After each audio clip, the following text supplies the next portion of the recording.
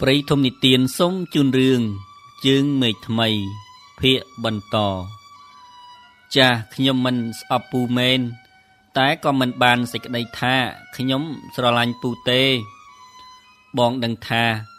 ទោះបីភាពមិនហ៊ានពោលពាក្យថាស្រឡាញ់ក៏ដោយហើយទោះបីជាភាពមិនស្រឡាញ់បងឬក៏ភាពត្រូវគេបង្ខិតបង្ខំឲ្យព្រមស្រឡាញ់បងក្តីក៏រូបបងនៅតែស្រឡាញ់ភាពស្រឡាញ់ដោយអស់ពីបេះដូងហើយថែមតាំងអាណិតយ៉ាងក្រៃលែងទៀតផងបើទោះជាភាពឈឺមែនឈឺស្អីក៏ដោយក៏បងស៊ូតែស្រឡាញ់ភាពដោយសុំថ្នាក់ថ្នមជាបាលភាពអស់ពីដួងចិត្តដោយមិនក្អូនក្អែនឹងឥតធុញទ្រាន់ជាដាច់ខាតណាទេសុភាពស្រែកផ្្លាត់សំឡេងរួចយកបាតដៃទាំងពីរមកខ្ទប់ត្រចៀកទឹកភ្នែកក៏ដណ្ដើមគ្នាហូរខ្ចាយចេញពីកែវភ្នែកដ៏មានទុកធំនេះហើយសុភាពក៏ខំនិយាយតាំងអ៊ូលអាក់ថាឈប់មករកខ្ញុំទៀតទៅឥតប្រយោជន៍ទេតារាបណាភាពនៅតែមិនព្រមបញ្ជាក់ប្រាប់បងពីហេតុផលច្បាស់លាស់តែនោះបងនៅតែតស៊ូមកជួបភាពជានិច្ចខ្ញុំមិនចេះនិយាយពាក្យលេបខាយពីរោះដូចពូទេបងអត់ចង់ស្ដាប់ពាក្យលេបខាយអ្វីទាំងអស់ក្រៅតែពីបងចង់ដឹងច្បាស់ពីចិត្តភាពសម្ដីភាពដែលហូរចេញពីដួងចិត្តខ្លួនឯងដោយមិនចង់ឮពាក្យលោកអ៊ំខ្ញុំថាអីចេះអ្នកនោះថាអីចុះជំនួសពាក្យពិតនៃសន្តានចិត្តរបស់ភាពខ្លួនឯងទេណា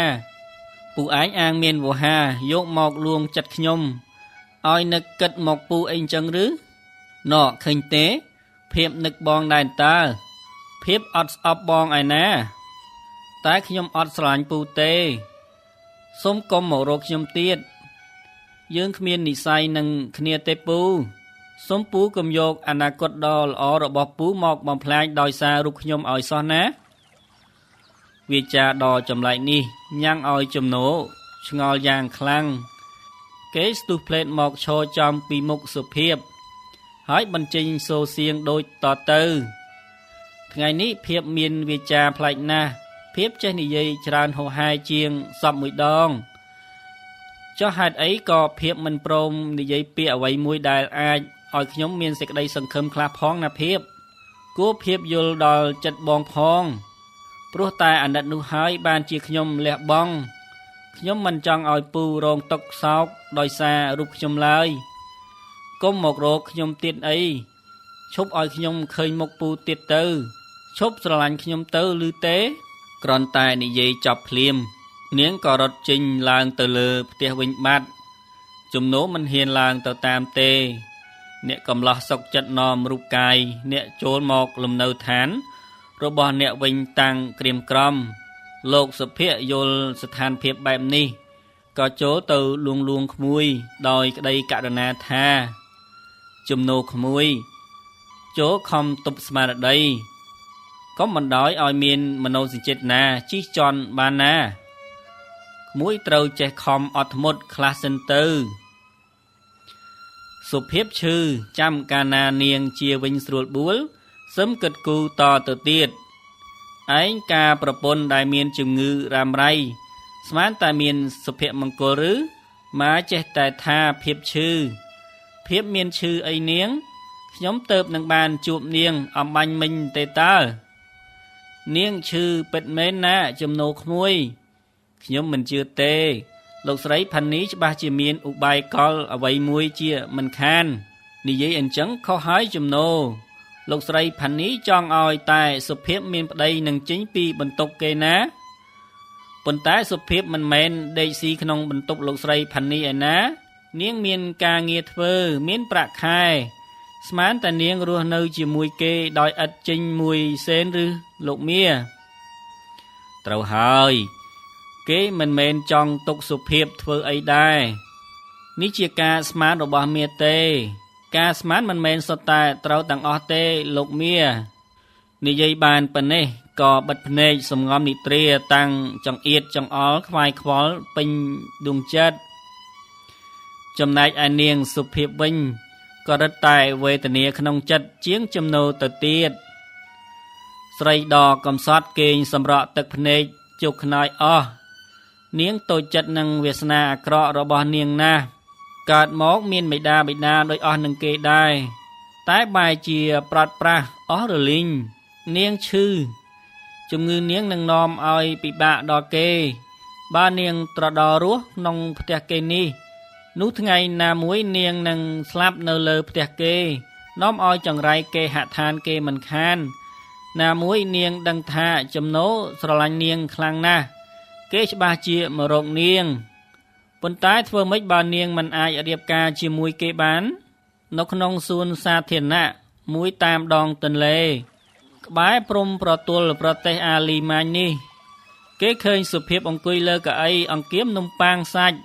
ដែលនាងចាត់ថាជាអាហារថ្ងៃត្រង់ស្រីកំសត់អង្គុយសម្លឹងដងទន្លេដ៏ធំល្វឹងល្វើយធ្វើឲ្យស្រីនឹកឃើញដល់ទន្លេចាក់ទៅមុខឃើញស្ពានឆ្លងទៅនាងនឹកឃើញដល់ស្ពានជ្រោយចង្វាដែលមានរាងស្រដៀងគ្នាកំពុងតែអង្គុយគិតពីខ្សែជីវិតសង់ព្រេងស្រាប់តែមានស្ត្រីម្នាក់មកអង្គុយជិតនាងសុភាពមិនបានអើពើជាមួយគេទេតែនារីនោះសើចដាក់សុភាពហើយថ្លែងវាចាសួរត្រង់ជាភាសាបារាំងដែលមានសេចក្តីថាអ្នកជាជនជាតិណាដែរខ្ញុំជាខ្មែរចំណែកខ្ញុំជាជនជាតិអ៊ីតាលីតើអ្នកមកនៅស្រុកបារាំងយូរហើយឬអ្នកមកជុំជាមួយគ្រួសារអ្នកឬទេខ្ញុំនៅស្រុកបារាំងតែម្នាក់ឯងគត់ខ្ញុំអត់ផ្ទះនៅទេមិនពិតទេខ្ញុំឮថាជនភៀសខ្លួនឥណ្ឌូចិនសុទ្ធតែត្រូវរដ្ឋាភិបាលបារាំងជួយផ្គត់ផ្គង់ហើយទទួលឲ្យស្នាក់នៅក្នុងផ្ទះមួយរយៈកាលទម្រាំមានការងារអាចរកជួលផ្ទះនៅបានចាពិតណាស់ប៉ុន្តែខ្ញុំនៅហួសកំណត់ហើយគេលែងឲ្យខ្ញុំនៅទៀតខ្ញុំរកជួលផ្ទះមិនតាន់បានខ្ញុំមិនហ៊ានត្រឡប់ទៅវិញទេខ្ញុំសុខចិត្តនៅគេងទីនេះហើយមិនបានទេនៅដេកទីនេះត្រជាក់ណាស់រងាស្លាប់ហើយប៉ូលីសមិនបណ្ដោយឲ្យអ្នកមកដេកកន្លែងសាធារណៈអញ្ចឹងទេគួរតែត្រឡប់ទៅផ្ទះសិនទៅទេខ្ញុំសុខចិត្តនៅទីនេះចោះឬក៏ធ្វើដំណើរទៅមុខទៀតទៅណាខ្ញុំគ្មានគោលដៅទៅទេអ្នកបើដូច្នេះមកនៅជាមួយខ្ញុំទៅយល់ព្រមទេស្រីសាសនាអ៊ីតាលីចាប់ក្តោបបាត់ដៃសុភាពមកក្តាប់យ៉ាងណែននាំឲ្យមានចំហាយក្តៅអ៊ុនញ៉ាំងឲ្យសុភាពបានកក់ក្តៅយ៉ាងក្រៃលែងបើកុំបានតែជួបនារីបរទេសនេះសុភាពច្បាស់ជាលោតទឹកបាត់ទៅហើយសុភាពក៏យល់ព្រមតាមការស្នើរបស់ស្រីអ៊ីតាលីនារីទាំងពីរក៏បណ្ដាលគ្នាត្រសងចេញពីសួនច្បារឆ្ពោះទៅកាន់លំនៅឋានគឺជាបន្ទប់ដ៏តូចមួយជាប់នឹងដំបូលផ្ទះដែលមានតែគ្រាដំណេកមួយតុសរសេរមួយទូមួយកូនចង្ក្រានតូចមួយប៉ុណ្ណោះនារីបរទេសបើកបង្អួចយកដបទឹកក្រូចពីក្រៅរួចនិយាយទៅកាន់ភ្ញៀវថ្មីថាផ្ទះខ្ញុំគ្មានទូទឹកកកទេក្នុងរដូវត្រជាក់ខ្ញុំដាក់អីវ៉ាន់នៅកន្លែងធ្នើមាត់បង្អួចនេះចុះរដូវក្តៅខ្ញុំទិញម្ហូបរាល់ថ្ងៃសុភាពនៅឈរត្រឹងតាំងរំខានក្នុងចិត្តពន់ពេកក្រៃអារម្មណ៍មិនចូលក្នុងខ្លួនសោះនាងសិញ្ជឹងគិតថាបន្ទប់តូចមួយដូច្នោះចុះបើគេមានប្តីរបស់គេតើនាងត្រូវទទួលបានដំណេកកន្លែងណាវិញទៅកាលបាននឹកឃើញដូច្នេះស្រីរឹតតែមានការទើសតល់យ៉ាងខ្លាំងទើបដាច់ចិត្តនិយាយទៅនារីបរទេសថាអ្នកយកខ្ញុំមកនៅជាមួយដូច្នេះបើប្តីអ្នកត្រឡប់ចូលផ្ទះវិញក៏ច្បាស់ជាមិនសប្បាយចិត្តទេខ្ញុំគ្មានប្តីទេខ្ញុំនៅម្នាក់ឯងគត់ដូចអ្នកឯងអញ្ចឹងយើងទុកគ្នាជាមិត្តណាហើយយើងកុំហៅគ្នាថានាងអ្នកអីខ្ញុំចូលចិត្តហៅឯងទៅចិត្តស្និទ្ធជាងព្រមទេសុភាពស្ដាប់បារាំងកាន់តែយល់បានល្មមដែរក៏ខំញញឹមតបបំពេញបំណងចិត្តមិត្តស្រីថ្មងថ្មីជំនួសពាក្យឆ្លើយស្រីបរទេសនិយាយថា ខ្ញុំឈ្មោះហ្វីសាណាចុះឯងមានឈ្មោះអីដែរខ្ញុំឈ្មោះសូភាពហៅខ្ញុំថាសូបានហើយល្អណាស់សូឯងគិតខ្ញុំហ្វីសាណាយើងទាំងពីរជាមិត្តនឹងគ្នាណាចាប់ពីថ្ងៃនេះតទៅហ្វីសាណាចាប់ហាត់សុភាពហៅសូមករលាក់ពី3ដងហើយសប្បាយរីករាយរួចនិយាយថាយើងលេងនៅម្នាក់ឯងទៀតហើយតើឯងសប្បាយចិត្តទេចូលឯងផ្ទុកផ្ទះនេះជាផ្ទះរបស់ឯងទៅកុំខ្លាចក្រែងចិត្តខ្ញុំអីចាយល់ព្រមខ្ញុំអរគុណឯងណាស់សាណាហ្វីសាណាខំយកចិត្តទុកដាក់នឹងមិត្តនារីថ្មីរបស់គេណាស់កាយវិការនេះគួរតែធ្វើឲ្យនាងសុភាពត្រេកអរជាខ្លាំងប៉ុន្តែដោយសារការលួចរត់ចេញពីផ្ទះលោកស្រីផានីបានចោទជាចំណោទគួរឲ្យភ័យខ្លាចគ្រប់បែបយ៉ាងទើបបណ្ដាលឲ្យដួងចិត្តស្រីអភ័ព្វខ្វាយខ្វល់តានតឹងស្ទើរតែប្រេះបែកអស់ការកើតទុក្ខហួសប្រមាណការអត់សង្កត់ចិត្តដើម្បីលាក់រឿងសម្ងាត់នេះញ៉ាំងឲ្យគេភ្លេចភ្លឹកខ្លួនឯងម្ដងហ្វីសាណាសម្គាល់ឃើញអាកប្បកិរិយាមិនធម្មតារបស់សុភាពម្ដងក៏ចេះតែខំដេញដោលសួរជូនក៏និយាយបែបកំ pl ែងលេងថាអេហូហូឯងកំពុងស្រមៃយល់សុបិនទៅឋានឯណាហ្នឹងសូសុភាពខំសើចបន្លប់ទ្វីសាណារៀបរយក្រេបណ្ដើនិយាយបណ្ដើថាខ្ញុំទៅគេងលើកំរាលខាងក្រោមទុកឲ្យសូឯងគេងលើក្រេចោះទេសាណាឯងជាម្ចាស់ផ្ទះត្រូវតែគេងលើក្រេទៅត្រូវណែគ្នាហាមមិនឲ្យនិយាយថាម្ចាស់ផ្ទះមិនមែនម្ចាស់ផ្ទះអីនឹងទៀតទេផ្ទះនេះជាផ្ទះរបស់យើងតាំងពីអ្នកហើយ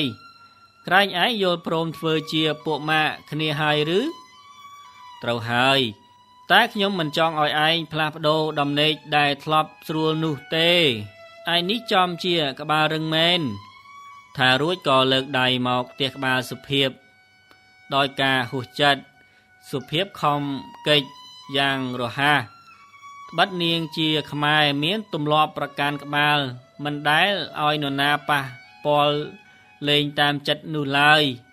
តាំងពីមកនៅទីនេះសុភាពនៅតែសំងំក្នុងផ្ទះឥតហ៊ានចេញទៅណាមកណាទេដោយខ្លាចគេតាមរកនាងឃើញការសំកុកនៅក្នុងផ្ទះគេដោយឥតប្រកបការងារអ្វីសោះនោះញ៉ាំងឲ្យនាងតបត្រមល់ទល់ពុទ្ធោណាមួយខ្លាចចិត្តម្ចាស់ផ្ទះដែលចេញទៅធ្វើការហាក់បីដូចជាខ្លួនមករស់នៅរំខានគេឲ្យពិបាកនឹងចិញ្ចឹមខ្លួនរីឯទ្វីសាណាវិញនាងមិនដែលគិតឃើញអ្វីដូចនេះឡើយផ្ទុយទៅវិញនាងមានចិត្តសប្បាយរីករាយយ៉ាងប្លែកដោយសារតែនាងរកបានគ្នាក្រន់នៅជាមួយនៅពេលត្រឡប់មកពីធ្វើការវិញម្ដងនាងដឹងថាមានមនុស្សម្នាក់នៅរងចាំនាងធ្វើឲ្យនាងមានសេចក្តីសុខក្នុងចិត្តមិនកំសត់ឯកាដូចគ្រាមុនទៀតទេមកដល់ផ្ទះវិញបានធូរចិត្តតែម្ដងម្ដេចក៏សូមិនសូវនិយាយស្ដីហើយនៅតែថ្មឹងអញ្ចឹងគ្នាប្រាប់ហើយថាកុំទៅតល់អីចាំគ្នាទៅធ្វើបាយញ៉ាំយប់នេះគ្នាធ្វើស្ប៉ាហ្គេទីតើសូឯងចូលចិត្តញ៉ាំទេចាស់ចូលចិត្តណាស់សូគ្នាស្គាល់កន្លែងលក់អីវ៉ាន់អាស៊ីជាច្រើននៅប៉ារីសចាំថ្ងៃណាមួយគ្នានាំឯងទៅទីនោះទិញអីវ៉ាន់មកធ្វើម្ហូបខ្មែរញ៉ាំម្ដងឯងត្រូវតែបង្រៀនគ្នាឲ្យចេះធ្វើម្ហូបខ្មែរណាអូខេកុំភ័យចាំខ្ញុំបង្រៀនតែខ្ញុំមិនជាអ្នកចំណាប់ខាងធ្វើម្ហូបប៉ុន្មានទេថាហើយគេក៏សាយក្អាក់អាយព្រមគ្នាឡើងទ្វីសាណានាំសុភាពចុះឈ្មោះសុំការធ្វើនៅទីភ្នាក់ងារជាតិខាងការងារហើយក៏ប្រទះឃើញការមួយគឺជាកិច្ចការបម្រើគេក្នុងផ្ទះទ្វីសាណាក៏បានជូនសុភាពទៅដល់ផ្ទះគេនាងនៅឈរចាំខាងក្រោមផ្ទះដោយទុកឲ្យសុភាពឡើងទៅតែម្នាក់ឯងបុរសម្ចាស់ផ្ទះជាជនជាតិបារាំងមានអាយុប្រហែលជាពាក់កណ្ដាលមនុស្សគេមានទឹកមុខក្រៀមស្ងួត ប្រៀបដូចជាមនុស្សមានទុក្ខកង្វល់ញោមញីជាច្រើនខែមកហើយគេហៅសុភាពឲ្យអង្គុយស្រួលបួលហើយទៅចេញវាចាសួរនាងថាតើអ្នកធ្លាប់ប្រកបមុខរបរជាអ្នកបោះជូតដោយយកកម្រៃ1ម៉ោងប៉ុន្មានខ្ញុំពុំធ្លាប់ធ្វើការនេះនៅស្រុកបារាំងដោយយកកម្រៃស្នួលទេតើអ្នកយល់ថាអ្នកអាចមកនៅធ្វើការឲ្យខ្ញុំបានដែរទេចាខ្ញុំជឿថាខ្ញុំអាចធ្វើបានព្រោះការងារផ្ទះជាការងាររបស់ស្ត្រីដែលស្ត្រីទូទៅតែងតែចេះធ្វើជាធម្មតាឮសុភាពឆ្លើយដូច្នោះបុរសបារាំងនេះសម្លឹងមុខនាងយ៉ាងពិនិត្យគេនៅស្ងៀមមួយរយៈទើបបន្តវាចាទៀតថាខ្ញុំជាមនុស្សម្នាក់ដែលមានជំងឺម្យ៉ាងខ្ញុំចង់បានស្ត្រីម្នាក់ដែលមានសម្រស់ដូចអ្នកមកធ្វើការក្នុងផ្ទះខ្ញុំនៅជិតខ្ញុំក្រែងលោអាចជួយកាយជំងឺផ្លូវចិត្តរបស់ខ្ញុំបានខ្លះខ្ញុំចង់ដឹងច្បាស់ថាតើអ្នកគិតយកកម្រៃពីខ្ញុំប៉ុន្មានក្នុង1ម៉ោងជនជាតិបារាំងនោះក៏ដើរចេញទៅកាន់បន្ទប់មួយនៅក្បែរនោះសុភាពលួចសង្កេតមើលតាមពីក្រោយឃើញដំណើរគេរៀងធ្លងបន្តិចដោយនាងមានបញ្ហាភាសាបារាំងនោះវាចាដែលជននេះពោលមកកាន់នាងអំបញ្ញមិញពុំអាចឲ្យនាងយល់អស់បានទេនៅពេលដែលរងចាំនោះសុភាពខំរំលឹកប្រយោគវាចារបស់បរទេសមកគិតសាកជាថ្មីក៏គ្រាន់តែដឹងថាគេសួរនាងអំពីតម្លៃឈ្នួលដែលនាងចង់បានកំពុងតែងោកមុខគិតពិចារណាម្នាក់ឯងក៏ស្រាប់តែបរិសម្ចាស់ផ្ទះមកឈរនៅចំពីមុខនាងរួចទម្លាក់ក្រដាសប្រាក់100លើកូនតុកតូចចំនួន5ឬ6សន្លឹកសុភាពភ្ញាក់ព្រឺតហើយក៏ងឿយឆ្ងល់ផងនាងក៏ងើបឈរឡើងចោលភ្នែកសម្លឹងទៅម្ចាស់ប្រាក់នាងឃើញមុខគេក្រហមងាំងក្របភ្នែកក៏ក្រហមហាក់បញ្ចេញពីមនោសញ្ចេតនាអ្វីមួយញ៉ាំងឲ្យសុភាពស្លុតរន្ធត់ផិតភ័យនាងស្ទុះវឹងសំដៅទៅមាត់ទ្វារចេញប៉ុន្តែស្ទុះទៅជាមួយហើយលឿនជាងនាងទៅដល់ទ្វាររួចលូកដៃបំរុងចាក់សោផ្ទះសុភាពយល់ការមិនស្រួលហើយក៏ដូចជាមានព្រះតាមជួយនាងផងសុភាពក៏គះដៃជូនជាតិបារាំងចេញហើយក៏បើកទ្វាររត់គេចខ្លួនចេញពីផ្ទះចង្រៃនោះភ្លាមទៅចុះទៅដល់ក្រោមភ្លាមនាងចាប់ទាញដៃហ្វីសាណាត្រណាត់ត្រណែងតាំងទ្រូងញ័ររន្ធត់ពុំតាន់បាត់នៅឡើយហើយចេញវាចាតាំងត្រហេមត្រហមថាមកយើងនាំគ្នាចេញពីទីនេះមកភ្លាមនៅមិនបានទេមានរឿងអ្វីឬគ្រោះថ្នាក់នៅយូរមិនបានទេខ្ញុំខ្លាចណាស់អាតបិបារាំងនេះវាមិនមែនរកជួលមនុស្សឲ្យបម្រើការងារផ្ទះវាទេវាចង់ទិញរូបកាយខ្ញុំពុំដែលប្រទះរឿងអញ្ចឹងទេសាណាខ្ញុំភ័យណាស់ខ្ញុំសុំអង្វរណាជួយខ្ញុំផង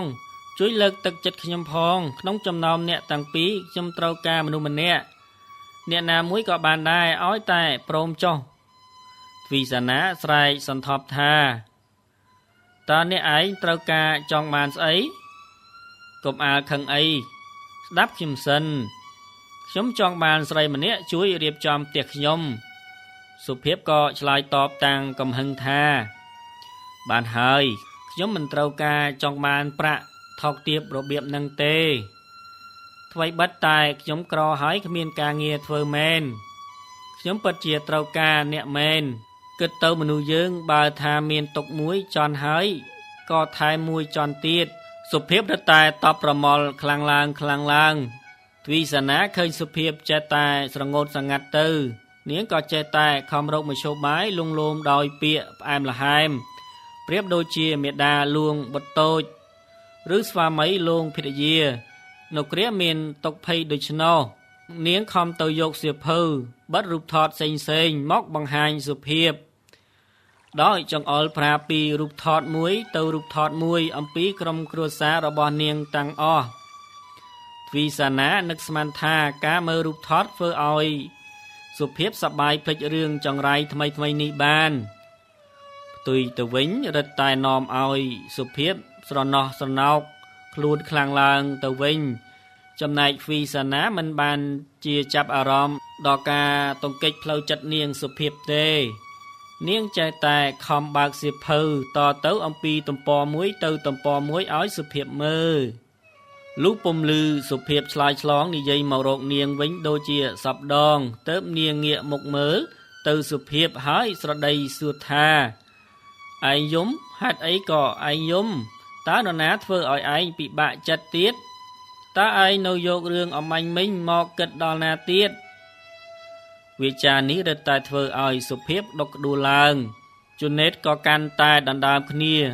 បៀមហូរចុះពីដួងនេត្រាមកសូគ្នាមិនចង់ឃើញឯងយំទេព្រោះធ្វើឲ្យគ្នាចង់យំតាមឯងណាស់សូចូលឯងកុំភ្លេចថាគ្នាស្រឡាញ់នឹងអាណិតឯងណាស់ណាឯងជាមិត្តនារីតែមួយគត់សម្រាប់ជីវិតរបស់គ្នា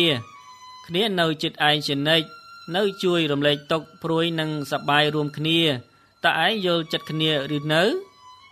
ថាហើយស្រីអ៊ីតាលីយកដៃអង្អែលខ្នងសុភាពហើយថែមទាំងថាបថ្ពាល់នាងយ៉ាងថ្នាក់ថ្នមរួចក៏ជំរុះពាក្យពេចយ៉ាងផ្អែមល្ហែមថាឯងមិនកំព្រាដោយកាលពីមុនទៀតទេគឺមានគ្នានៅចិត្តឯងជានិច្ចគេងទៅណាថ្ងៃស្អែកជាថ្ងៃថ្មីឯងនឹងបដូរគំនិតស្មុគស្មាញនេះចេញអូខេរួចហើយក៏ថើបនាងមួយសិតទៀតដោយបញ្ជាក់ថាគ្នាស្រឡាញ់ឯងអរគុណ1000ដងឯងល្អនឹងគ្នាណាស់តែគ្នាដូចជានាំទុកសោកមកឲ្យឯងខ្វល់ខ្វាយដោយសាររូបគ្នាគ្រប់ចម្ពោះពេកខ្ញុំចង់ចេញពីទីនេះទៅឲ្យឆ្ងាយទៅណានៅជាមួយគ្នានៅទីនេះហើយបើឯងទៅណាចោលគ្នានោះជីវិតគ្នាលែងមានន័យទៀតហើយគ្នានឹងលោតសម្លាប់ខ្លួនប្រសិនជាឯងទៅចោលគ្នានោះទេលែងខ្ញុំមិនមែនឈ្មោះសុភាពទេខ្ញុំឈ្មោះសូសុភាពស្រែកយ៉ាងផ្លត់សំឡេងនាពាក់កណ្ដាលអាត្រៀតស្ងាត់រួមតាំងបំរេះផងធ្វើឲ្យវីសាណាភ្ញាក់ផ្អើលពីដំណេកហើយក៏ដាស់សុភាពសួរភ្លាមសុភាពភ្ញាក់ចេញពីសុបិនចម្លែកតាំងយំអណ្ដើតអណ្ដក់នៅឡើយទ្វីសាណាជូតទឹកភ្នែកសម្លាញ់ចិត្តអង្អែលខ្នងអង្អែលដៃហើយថែមតាំងថើបយ៉ាងស្និទ្ធស្នាលលើកនេះម្ដងទៀតសុភាពស្រាប់តែព្រឺខ្លួនខ្ញាក់ហើយអៀនផងថ្វីបិទតែជាស្រីនឹងស្រីដូចគ្នាក៏ដោយនាងស្ទុះងើបឡើងអង្គុយទ្វីសាណាស្ទុះភ្លាមហើយចូលមកអង្គុយគៀកចិត្តនាងដោយពោលពាក្យលងយ៉ាងផ្អែមល្ហែមថាគួរតែឯងយល់ហើយថាគ្នាស្រឡាញ់ឯងណាស់គ្នាស្រឡាញ់ឯងយ៉ាងបដូរផ្ដាច់ដូចជាសង្សារមួយគូដែលមានភេទផ្ទុយគ្នាអញ្ចឹងណាគ្នាក៏ដូចនេះដែរសុភាពឆ្លើយតបដោយត្រង់មែនឬអញ្ចឹងកុំទៅណាចោលគ្នាណាសម្លាញ់ថារួចទ្វីសាណាក៏ចូលទៅក្រឡុំភួយនិទ្រាវិញទៅដោយទុកឲ្យសុភាពនៅរសាប់រសល់ខ្វល់ខ្វាយរនាលពេញផ្ទៃពូកតែម្នាក់ឯងទោះបីជានាងបានទទួលករណាធម៌យ៉ាងកក់ក្ដៅអំពីសាណាមិត្តនារីរបស់នាងយ៉ាងណាក្ដីក៏សុភាពនៅតែមានអារម្មណ៍ជ្រួលច្របល់មិននឹងណូឡើយថ្មីនេះទៀតគ្រាដែលសុភាពមានទុកផ្សេងទ្វីសាណាក៏បានបញ្ចេញកាយវិការរញិចរញុកប្លែកមកលើនាងអាកប្បកិរិយាថ្មីនេះដូចជាប្លែកចំពោះនាងណាស់ឬមួយក៏ជារឿងធម្មតារបស់សាសនាអឺរ៉ុបចាប់តាំងពីថ្ងៃនោះមកទ្វីសាណាហាក់ដូចជារីករាយជាងប្រក្រតីនៅពេលត្រឡប់មកពីធ្វើការម្ដងគេតែងតែមានទិញនេះទិញនោះមកឲ្យសុភាពជានិច្ចអំណោយជាវត្ថុគ្រប់បែបយ៉ាងមានតាំងសម្ពោធអាវនិងគ្រឿងសម្អាងកាយដែលធ្វើឲ្យទ្វីសាណាទិញផ្ញើនាងធ្វើឲ្យនាងមានការទើសតល់ក្នុងការទទួលព្រមតាំងញញើតចិត្តមិត្តនារីនាងរាល់ដងព្រឹកមួយពេលដែលសុភាពកំពុងតែបូមសម្អាតបន្ទប់គេងទ្វីសាណាក៏ត្រឡប់មកផ្ទះមួយផ្លេតដោយបាននាំយកផ្កាកុលាបមួយទងមកហុចឲ្យសុភាពហើយបន្ថែមវិចារថាគ្នាស្រឡាញ់ឯងណាស់ណាសូ គ្នាមាននិស័យជាមួយឯងណាអរគុណណាស់ណាសម្លាញ់តែប៉ុណ្ណោះទ្វីសាណាក៏ត្រឡប់ទៅធ្វើការវិញបាត់ទៅសុភាពដាក់ផ្កានៅលើពូកហើយបន្តកិច្ចការងារផ្ទះមិនបាននឹកភ្នក់ងឿយឆ្ងល់ពីការដែលទ្វីសាណាឆ្លៀតចេញពីកន្លែងធ្វើការយកផ្កាមកឲ្យនាងឡើយ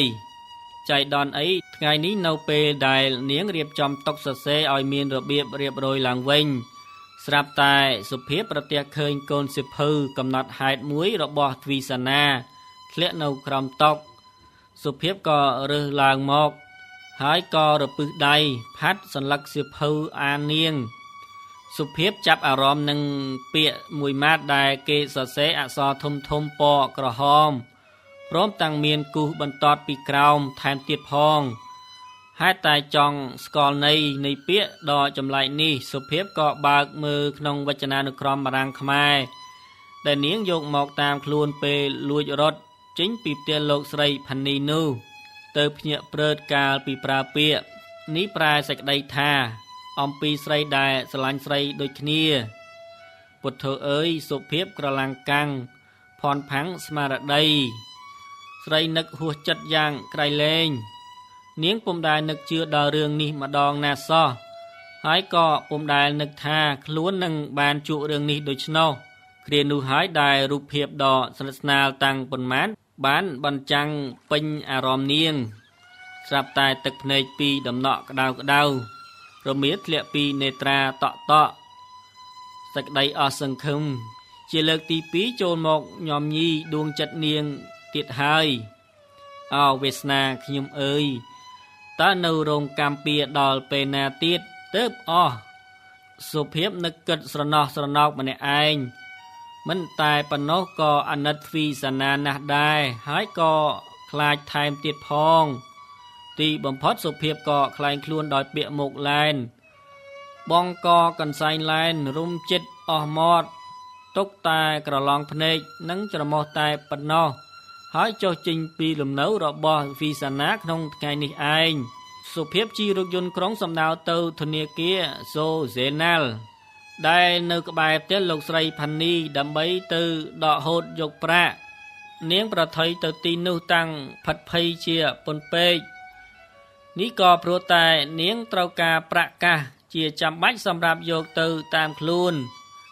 គ្រានោះឯងសុភាពមានអាកប្បកិរិយាមិនសូវខុសពីចៅប៉ុន្មានឡើយដោយសារតែភ័យខ្លាចក្រុមគ្រួសាររបស់លោកស្រីផានីនឹកឃើញនាងនៅក្នុងធនាគារសុភាពបើកកាបូបយកកូនសិភៅចេញមកដោយពោលប្រាប់ទៅភ្នាក់ងារថានាងត្រូវការបើកហូតប្រាក់តាមពិតទៅនាងមិនដឹងរបៀបគេធ្វើម៉េចតតែសោះពីព្រោះលោកស្រីផានីបានធ្វើជំនួសនាងរាល់ដងដោយគ្មានដែលបង្ហាត់បង្រៀនឬបង្កប់នាងឲ្យចេះប្រើប្រាស់ការប្រើសែកម្ដងណាសោះស្រីកំសត់មានកាយវិការតេមតោមស្ទាក់ស្ទើរតតែភ្នាក់ងារសួរទៅនាងស្រដីតបថាខ្ញុំត្រូវការបើកប្រាក់ខ្ញុំដែលនៅសល់ទាំងអស់តែខ្ញុំមិនចេះសរសេរទេគ្រាន់តែឮដូច្នេះភ្នាក់ងារស្ត្រីដែលធ្វើការក្នុងធនាគារក៏ជួយបំពេញផ្សាយហើយសុភាពចុះហត្ថលេខាហើយក៏ហុចប្រាក់ឲ្យសុភាព 3000 សុភាពទទួលយកប្រាក់មកទុករួចហើយក៏សួរទៅគេវិញថាខ្ញុំត្រូវការ 30,000 ដេចក៏អ្នកស្រីបើកឲ្យខ្ញុំតែ 3000 ដូចនេះទៅវិញភ្នាក់ងារក៏និយាយបញ្យល់សុភាពសពគ្រប់ប្រាក់នាងនៅសល់តែប៉ុណ្ណេះទេកាលបើឮគេឆ្លើយដូច្នោះមកកាន់នាងសែនហួសចិត្តហើយក៏ពុំដឹងធ្វើដូចម្ដេចកើតឡើយពេលនោះឯងសុភាពក៏នឹកឃើញថានាងក៏មានសៀវភៅសន្សំប្រាក់មួយទៀតមែនសៀវភៅនោះនាងបានប្រគល់ជូនលោកស្រីផានីដើម្បីយកទៅដកហូតប្រាក់យកមកសងស្លាយចិញ្ចៀនពេជ្រមួយវង់នោះហើយក៏មិនបានទាយកមកទុកជាប់នឹងខ្លួនវិញសេចក្តីអស់សង្ឃឹមនឹងការសោកស្ដាយញ៉ាំងឲ្យសុភាពជ្រួលច្របល់ក្នុងដួងចិត្តដោយចង់តែស្រែកស្រហោយំឲ្យបែកអាកាសាសុភាពវិលមុខរោគកលចង់ដួលកម្លាំងអស់រលីងពីក្នុងខ្លួនប្រាណស្រីខំឈានជើងដើរចេញពីធនាគារតាំងខ្លួនស្រាលថ្មើក រីឯទឹកនេត្រាក៏ហូររហែងកាត់ផែនថ្មរោគទប់ពុំឈ្នះនារីកំសត់ខាំមាត់ដើរអនមុខសម្រក់ទឹកភ្នែកលើផ្លូវថ្នល់លុះឃើញរថយន្តក្រុងមកដល់សុភាពក៏ឡើងជិះតាំងខ្លួនស្រាលថ្មើកដូចសំឡីរថយន្តបានដឹកនាងយកមកដាក់នៅចំកណ្ដាលក្រុងស្រីចុះពីរថយន្តមួយទៅឡើងរថយន្តមួយទៀតធ្វើដំណើរដោយគ្មានគោលដៅប្រៀបដូចជាមនុស្សពង្វែងស្មារតីម្នាក់ស្រាប់តែមកដល់មុខស្ថានីយ៍សុភាពឃើញអ្នកដំណើរនាំគ្នាចុះទៅសុភាពក៏ផ្អើលចុះតាមគេដែរនាងស្រីនៅជួររេមួយស្របក់ធំនៅមុខស្ថានរកភ្លើងរំពេចក្រោយមកស្រាប់តែលេចកូនកំណិតមួយរត់កាត់ខួរក្បាលនាងផ្លេតសុភាពក៏បើកកាបូបយួររកមើលបានអាស័យដ្ឋានរបស់ស្ត្រីបារាំងម្នាក់ទើបនាងសម្រេចចិត្តទៅឈរចាំទិញសម្បត្តិរថភ្លើងជាមួយនឹងគេឯងបន្តកន្ទុយគ្នាតាមការណែនាំពីអ្នកដំណើរម្នាក់ដែលនាងបានសាកសួរគេនោះទិញសម្បត្តិរួចរាល់ហើយសុភាពក៏ដើរឆ្ពោះទៅរោងចាំរថភ្លើងចៃដន្យអ្វីស្រាប់តែស្រីចោលភ្នែកទៅឃើញចំណោអតីតគូដណ្ដឹងរបស់នាងចំណោក៏ឃើញនាងវិញដែរយុវរសក៏ស្ទុះវឹងសំដៅមករកសុភាពតាំងចិត្តរំភើបជាពន់ពេកយកការមិនស្រួលដូច្នោះសុភាពក៏ខំកិច្ចផ្លេតកាត់ហ្វូងអ្នកដំណើរដែលដើរក្រវ៉ាត់ពេញទីនោះដើម្បីរកផ្លូវរថភ្លើងរៀងខ្លួនចំណោខំរត់តាមដោយស្រែកហៅបណ្ដើរថាអូនសុភាពឈប់សិនចាំបងផងបងចង់ជួបអូនបងចង់និយាយជាមួយអូនបន្តិចបានទេសុភាពពុំចង់ឮសំឡេងហៅរបស់អ្នកកំឡោះនោះទេនាងលើកដៃចុចត្រចៀកហើយខំរត់គេចទៅមុខឡើងចូលទៅកាន់ផ្លូវរទេះភ្លើងសំណាងល្អរថភ្លើងក៏រៀបនឹងបរចេញដែរសុភាពភ័យពេកក៏រត់ឡើងចូលទៅទូរថភ្លើងមួយបាត់ទៅមួយនាទីបន្ទាប់មករទេះភ្លើងក៏ចេញដំណើរទៅដោយទុកឲ្យជំនោឈរតាមមើលពីក្រោយតាំងអាឡោះអាល័យក្រៃលែងចំណែកសុភាពវិញក៏បានធូរទ្រូងមួយរយៈដែលកាលបើបានគេចផុតពីជំនោដោយការអស់កម្លាំងទឹកចិត្តសមនឹងការហេវឃ្លានផងសុភាពក៏លងលក់តាំងភ្លេចខ្លួនទៅបុរសម្នាក់បានមកដាស់ហៅនាងដើម្បីឆែកឆេរសុភាពតក់ស្លុតហើយញ័រចំប្រប់រួចក៏ហុចសម្បត្តិទៅភ្នាក់ងារឆែកឆេរនោះនាងឮគេស្រដីមកកាន់នាងថាអ្នកស្រីបានទិញសម្បត្តិថ្នាក់លេខ2តែអ្នកស្រីបានបន្លំមកជិះលេខ1កន្លែងនេះជាថ្នាក់លេខ1ឬសុភាពសួរតាំងផិតភ័យបាទចំពោះការប្រព្រឹត្តល្មើសនេះខ្ញុំត្រូវផាកពិន័យជាទឹកប្រាក់$100និយាយរួចពីម៉ាត់ភ្លាមភ្នាក់ងារឆែកឆេរក៏ធ្វើកូនសម្បត្តិមួយហុចឲ្យសុភាពបន្ទាប់ពីទាបានសម្គាល់ខ្លួនរួចសុភាពខិតខំនិយាយអង្វរកភ្នាក់ងាររថភ្លើងតាំងត្រងោតត្រងាត់ថាសំលោកមេត្តាអភ័យទោសឲ្យខ្ញុំផងចោះខ្ញុំមានបំណងប្រព្រឹត្តបន្លំបែបនេះទៀតទេនេះមកពីខ្ញុំពុំធ្លាប់ធ្វើដំណើរតាមរថភ្លើងឡើយហើយនេះគឺជាលើកទី1ហើយលោកដែលខ្ញុំបានប្រព្រឹត្តអំពើគួរឲ្យសោកស្ដាយនេះគឺជាន័យដែលសុភាពចង់និយាយទៅកាន់ភ្នាក់ងារឆែកសម្បត្តិប៉ុន្តែដោយនាងពុំចេះភាសាបារាំងប៉ុន្មាននោះនាងនិយាយទៅរតិរតប់តាមតែនាងរកនឹកដោយពុំត្រូវន័យនៃពាក្យពេចន៍ដែលនាងគិតនោះប៉ុន្មានទេការស្ដាប់មិនសូវយល់ពីសម្ដីសុភាពជាភាសាបារាំងនិងការដែលខ្វះអធ្យាស្រ័យយោគយល់ផងនោះភ្នាក់ងាររថភ្លើងក៏ស្រដីយ៉ាងតឹងរឹងថាបើអ្នកមិនព្រមបង់ប្រាក់ទេខ្ញុំនឹងដកហូតយកកាតរបស់អ្នកទុកមួយរយៈកាលសិនសូមលោកអត់ទោសឲ្យខ្ញុំផងលោកខ្ញុំគ្មានប្រាក់ទេបើអ្នកគ្មានប្រាក់នោះ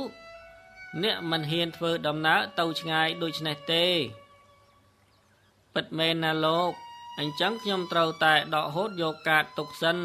ចាំកាលណាអ្នករកប្រាក់បងថ្លៃពីនៃរួចនោះទើបអ្នកបានទទួលកាតវិញ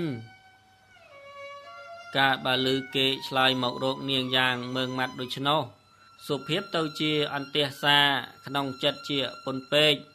ស្ត្រីបារាំងដែលមានវ័យប្រហែលជា60ឆ្នាំដែលអង្គុយជួបក្បែរនាងសុភាពក៏ស្រដីជំនួសសុភាពថាមិនអីទេលោកបើនាងនេះមានបញ្ហាដូចនេះខ្ញុំធានាចេញប្រាក់ជំនួសចោះ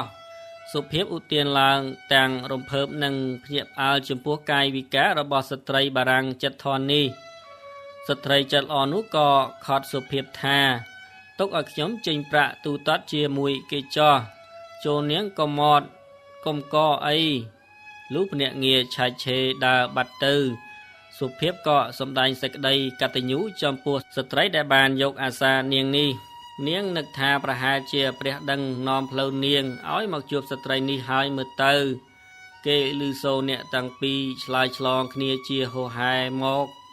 លោកស្រីបានជួយយកអាសាខ្ញុំឲ្យបានរួចផុតពីទុក្ខទោសអំបញ្ញមិញខ្ញុំមិនភ្លេចគុណលោកស្រីទេគ្មានគុណគ្មានអាស្រ័យអីទេនាង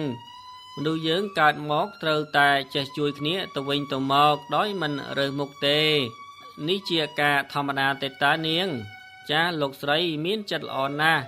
លោកស្រីគ្មានគិតប្រកាន់ជាតិសាសន៍ពកសម្បុរសោះត្រូវណាស់ខ្ញុំពុំមែនជាមនុស្សប្រកាន់ពកសម្បុរទេនាងអំបញ្ញមិញនៅលើរថភ្លើងខ្ញុំបានឮគេនិយាយថ្មេះតេះដៀលពីនាងយ៉ាងច្រើនធ្វើឲ្យខ្ញុំទៅត្រជាខ្លាំងណាស់ខ្ញុំមិនចូលចិត្តទេមនុស្សណាដែលគ្មានបេះដូងនោះបើមិនបានជួយគេទេកុំអីទៅចោះសូមកុំឲ្យតែចន់ពន្លិចគេថែមទៀតខ្ញុំជឿថានាងពុំមែនជាមនុស្សចង់ប្រព្រឹត្តកំហុសនោះទេក៏ប៉ុន្តែប្រហែលមកពីនាងមានវិបត្តិអ្វីមួយដែលនាំឲ្យនាងមានការភ័ន្តច្រឡំដូច្នោះចាស់ពិតមែនហើយលោកស្រីព្រោះតែខ្ញុំគិតឃើញដូច្នោះហើយបានជាខ្ញុំជួយនាងណាចាស់អរគុណលោកស្រីខ្លាំងណាស់ដែលមានករណាធម៌ចំពោះស្ត្រីខ្មែរកំសត់ដូចជារូបខ្ញុំអូនាងជាខ្មែរឬចាស់លោកស្រីកាលបើដឹងថានាងជាខ្មែរនាងក៏បានធ្វើឲ្យខ្ញុំនឹកដល់អនុស្សាវរីយ៍មួយដែលកន្លងទៅកាលពីឆ្នាំ1981គឺកាលដែលខ្ញុំបានចូលរួមក្នុងកម្មវិធីបុណ្យចូលឆ្នាំខ្មែរដែលរៀបចំឡើងដោយសហគមន៍ខ្មែរកាលនោះខ្ញុំបានទស្សនារបាំខ្មែរហើយបានភ្លក់ម្ហូបចំណីខ្មែរយ៉ាងឆ្ងាញ់ទៀតផងសិល្បៈទាំងនេះបង្ហាញឲ្យឃើញថាជនជាតិខ្មែរក៏ធ្លាប់មានវប្បធម៌អរិយធម៌ដ៏ខ្ពង់ខ្ពស់មិនចាញ់ប្រទេសជិតខាងសោះឡើយតាំងពីនោះមកខ្ញុំក៏មានការចាប់អារម្មណ៍នឹងរឿងខ្មែររហូតខ្ញុំបានទិញសៀវភៅច្រើនណាស់ដែលសរសេរពីប្រទេសខ្មែរព្រោះខ្ញុំចង់ស្គាល់ចង់ដឹងពីប្រទេសកម្ពុជារបស់អ្នកអញ្ចឹងសុភាពរំភើបរីករាយឥតឧបមាកាលបើឮគេនិយាយពីប្រទេសខ្មែរនាងពុំដឹងថាត្រូវឆ្លើយដូចម្ដេចឲ្យស័ក្តិសមទៅគេវិញទេត្បិតនាងគ្មានការចេះដឹងអ្វីសោះភាសាបារាំងសោតក៏ចេះស្ដួចស្ដើងយកមកប្រើការមិនបានម្ល៉េះហើយស្រីបានតែញញឹមតាំងពេញចិត្តទៅរកគេតែប៉ុណ្ណោះលុះរថភ្លើងបានមកដល់ចំណតស្ថានីយ៍ស្ត្រីបារាំងមិនស្គាល់ឈ្មោះនេះក៏ដឹកដៃសុភាពឲ្យចុះមកជាមួយគាត់សុភាពបានជួយយួរស្បោងនិងអីវ៉ាន់របស់ស្ត្រីចិត្តធម៌ដោយឥតខ្លាចនឿយហត់សោះឡើយឃើញដូច្នោះស្ត្រីចំណាស់ក៏ពោលពាក្យឡើងថានាងចិត្តបានណាស់អំពើនេះពុំតាន់ស័ក្តិសមនឹងសប្បុរសធម៌របស់លោកស្រីមកលើរូបខ្ញុំទេខ្ញុំបានប្រាប់នាងរួចហើយថាកុំឲ្យនាងរំលឹកពីគុណអាស្រ័យអីនោះទោះយ៉ាងណាក៏អំពើប្រពៃនេះមិនអាចបំភ្លេចបានទេលោកស្រី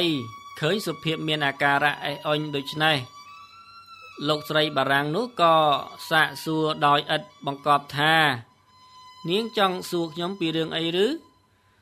សុភាពក៏បើកកាបូបឡើងយកក្រដាសមួយសន្លឹកមកបង្ហាញស្ត្រីបារាំងគ្រាន់តែឃើញក្រដាសនោះភ្លាមគាត់ក៏មានវិចារទៅកាន់សុភាពតាំងភ្ញាក់ផ្អើលថានាងត្រូវរកឈ្មោះនឹងឬបានសេចក្តីថានាងឥតមានកន្លែងសំណាក់ទេនៅយប់នេះប្រសិនបើនាងទៅរកឈ្មោះនេះមិនជួប ចាខ្ញុំអត់ស្គាល់អ្នកណានៅអេភីណានេះទេលោកស្រីងក់ក្បាលបណ្ដើរគិតបណ្ដើរទៅស្រដីថាយប់ស្មើនេះទៅហើយនាងមិនស្គាល់អេពីណាល់ថែមទៀតនោះខ្ញុំយល់ថាវាមានការពិបាកបន្តិចចោះឧបមាថាអ្នកដែលនាងត្រូវទៅរកនោះគេមិននៅផ្ទះតើនាងត្រូវធ្វើយ៉ាងណាទៅណ៎ហើយចោះខ្ញុំនាំនាងទៅផ្ទះខ្ញុំសិនចាំស្អែកចាំគិតគូររកទៅទៀតតើនាងយល់យ៉ាងណាដែរចាស់ខ្ញុំអរគុណណាស់ដែលបានលោកស្រីជួយយកអាសាខ្ញុំដូច្នោះមួយរាត្រីបានកន្លងផុតទៅព្រលឹមឡើងលោកស្រីចិត្តធក៏បានចេញទៅធ្វើការដោយហៅតាក់ស៊ីឲ្យជូនសុភាពទៅរកឈ្មោះដែលសុភាពត្រូវការជួបនោះដោយបានទុកនាមអាស័យដ្ឋាននិងលេខទូរស័ព្ទឲ្យសុភាពដោយចិត្តស្មោះសរជាទីបំផុតចូលនាងកុំទៅតល់ឲ្យសោះបើមានការអីចូលហៅរកខ្ញុំណាចាស់ខ្ញុំសូមអរគុណសុភាពសម្ដែងការដឹងគុណដោយអោនលំទោនតាមលក្ខណៈរបស់ខ្មែរសុទ្ធសាធរួចនាងក៏ចាក់ចេញពីស្ត្រីនោះទៅនៅក្នុងរថយន្តតាក់ស៊ីសុភាពកាន់មើលបាននាមនិងអាស័យដ្ឋានរបស់ស្ត្រីនោះដោយនឹកក្នុងចិត្តថាលោកស្រីនេះមានចិត្តល្អប្រពៃណាស់ទើបអនុស្សាវរីយ៍ចាស់មួយនៅក្នុងសួនច្បារបែកទន្លេបានហក់មកបញ្ចាំងជាថ្មីក្នុងអារម្មណ៍របស់នាងនឹកស្រណោះដល់អំពើល្អរបស់ទ្វីសាណាដែររីឯការរត់ចេញពីផ្ទះទ្វីសាណាដោយគ្មានដំណឹងអ្វីដូច្នេះពិតជាអំពើឆ្កំឆ្គងមួយគួរឲ្យសោកស្ដាយយ៉ាងក្រៃលែងប៉ុន្តែទោះជាខុសឆ្គងបែបនេះក្តីក៏នាងសុខចិត្តទទួលកំហុសទៅចោះជាជាងរស់នៅដោយរួមរយៈជាមួយភេទស្រីដូចគ្នាដូច្នោះសូហ្វ័រតាក់ស៊ីបាននាំនាងមកដល់គោលដៅប៉ុន្តែអនិច្ចាអើយគេក៏មិននៅផ្ទះទៀតនាងខំរំពឹងពីចម្ងាយមកថាបានមកសំណាក់អាស្រ័យជាបណ្ដោះអាសន្ននៅទីនេះតែបែរជាប្រឆាចពីក្តីបំណងទៅវិញតើនាងត្រូវរសាត់អណ្ដែតទៅទីណាទៀតព្រះអើយកំពុងតែគិតដោះស្រាយពីបញ្ហាជីវិតដ៏សែនស្មុគស្មាញនេះស្រាប់តែមានសំឡេងក្មេងប្រុសម្នាក់ស្រែកហៅនាងយ៉ាងខ្លាំងថាម៉ាក់សុភាពទប់ជំហានហើយងាកក្រោយរកមើលម្ចាស់សំឡេងទទឹមគ្នានឹងពេលដែលកុមារតូចចាប់ទាញដៃចាប់ទាញជាយអាវរងានាងជួបសុភាពងាកមើលឆ្វេងស្ដាំលុះគ្មានឃើញមានមនុស្សចាស់ទុំណានៅក្បែរសោះទើបម៉ារវីដាក់ខ្លួនអង្គុយចុះចំពីមុខកុមារតូចដោយពោលវាចាសាកសួរដោយផ្អែមល្ហែមថានាងតូចនាងច្រឡំហើយហេតុអ្វីបានជានាងមកទីនេះតែម្នាក់ឯងអញ្ចឹងនាងវង្វេងទេដឹងតើម៉ាក់នាងនៅឯណាដែរប្រាប់មីងមកមើលក្មួយនាងតូចក្រវីក្បាលមួយមាត់ពេបបន្តិចរួចសម្រក់ទឹកភ្នែកកាលបើលើខ្នងដៃជូតទឹកភ្នែករួចកុមារនោះស្រដីថាម៉ាក់ខ្ញុំគឺម៉ាក់នឹងហើយវានិយាយតាំងលើកដៃចង្អុលទៅរកសុភាពផងសុភាពដកដង្ហើមធំមួយយ៉ាងវែងចោះប៉ានាងនៅឯណាដែរតើនាងឈ្មោះអីដែរនាងតូចរតនៈតើផ្ទះនាងនៅកន្លែងណាដែរចាំមីងជូនទៅជួបប៉ានិងម៉ាក់វិញណា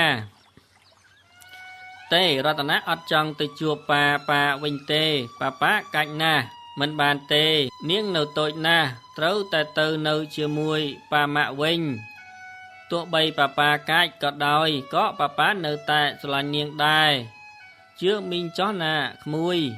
អារម្មណ៍សុភាពវល់ច្របូកច្របល់វក់វីដោយពុំដឹងគិតដោយវិធីណារឿងខ្លួនឯងពុំតាន់ដោះស្រាយរួចផងក៏ស្រាប់តែមកប្រទះរឿងថ្មីខ្លួនពុំតាន់មានកន្លែងស្នាក់អាស្រ័យនៅឡើយហើយក៏គ្មានស្គាល់ទិសតំបន់អ្វីមួយក្នុងស្រុកនេះថែមទៀតកាលបើឃើញមានប៉ូលីសម្នាក់នៅក្បែរនោះសុភាពក៏នាំកុមាររតនៈទៅប្តឹងប៉ូលីសអំពីពុព្វហេតុសពគ្រប់ទាំងអស់គេអាចស្គាល់អាស័យដ្ឋានរបស់កុមារតូចនេះបានដោយសារផ្លាកតូច មួយដែលរតនៈភ្ជួបនឹងខ្សែកនាងសុភាពបាននាំកុមាររតនៈឡើងមកដល់លើផ្ទះនាងមានការស្ទាក់ទើរារែកយ៉ាងខ្លាំងទម្រាំដាច់ចិត្តចុចកណ្ដឹងផ្ទះគេនៅពេលដែលទ្វារផ្ទះរបើកខ្វាកឡើងនាងឃើញបុរសម្នាក់មានវ័យប្រហែលខ្ទង់40ឆ្នាំឈរនៅទីនោះតាំងទឹកមុខខ្មៅខ្មងសុភាពលើកដៃប្រណម្យជម្រាបសួរបុរសនោះដែលនាងនៅក្នុងចិត្តថាជាម្ចាស់ផ្ទះហើយដែលត្រូវជាបិតារបស់រតនៈផងការនឹកស្មាននេះក៏ត្រូវមែនកាលបើនាងឮពាក្យដែលគេនិយាយមកកាន់រតនៈតាំងគំរុះគំរើយតាំងមិនតាន់ចូលទៅក្នុងផ្ទះវិញស្រួលបួលផងចំណែករតនៈវិញគ្រាន់តែឮបិតាបន្ទោសហើយបញ្ចេញទឹកមុខមមដាក់ដូច្នោះវាស្ទុះវឹងមកឈរលាក់មុខនៅពីក្រោយនាងសុភាពមួយរំពេចគឺហាក់បីដូចជាខ្លាចបិតាសម្បើមណាស់ចូលទៅដល់បន្ទប់ទទួលភ្ញៀវលោកជីវ័នពុំបានយកចិត្តទុកដាក់ភ្ញៀវគួរសមរកភ្ញៀវស្រីរបស់គេឡើយគឺឮសូរតែប្រសាសន៍លោកស្ដីបន្ទោសបុត្រាលោកទៅវិញអាកូនចង្រៃចុះឯងដើរទៅណាមកពីណាអស់មួយត្របក់ធំទៅចូលទៅខាងក្នុងផ្លាស់ប្ដូរសម្លៀកបំពាក់លុបលាងមុខមាត់ឲ្យស្អាតបាតភ្លាម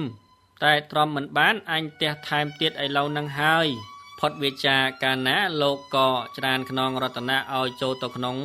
ទើបបែរមកនិយាយជាមួយនាងសុភាពថាក្មេងឥឡូវពិបាកប្រដៅណាស់នាងវារស់នៅក្នុងសង្គមគេវាបានចម្លងរឹកពីសម្ដីសម្ដៅចលើបើមិនខុសពីកូនបរទេសប៉ុន្មានទេអាយុទៅតែ6ឆ្នាំសោះតែរឹងនេះរឹងរោគតែខ្ញុំស្លូតដាក់មិនកើត